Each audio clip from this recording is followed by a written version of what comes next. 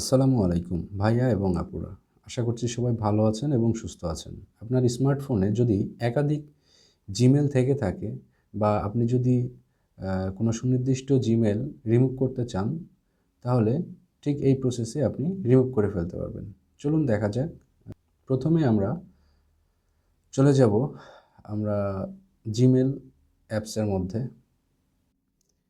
এই 3 লাইনে ক্লিক করব। এরপরে সেটিংস।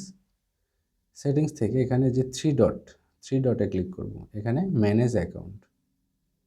এখানে আমার জিমেলগুলো শো করতেছে। এখান থেকে আমি এই যে সাউদা সাফিয়া 031@gmail.com এই জিমেলটাকে আমি রিমুভ করতে যাচ্ছি। তো ক্লিক করলাম এই যে রিমুভ অ্যাকাউন্ট। রিমুভ অ্যাকাউন্টে ক্লিক করলাম। এখন রিমুভ অ্যাকাউন্ট,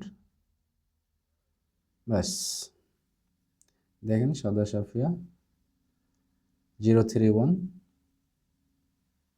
জিমেলটি রিমুভ হয়ে গেছে।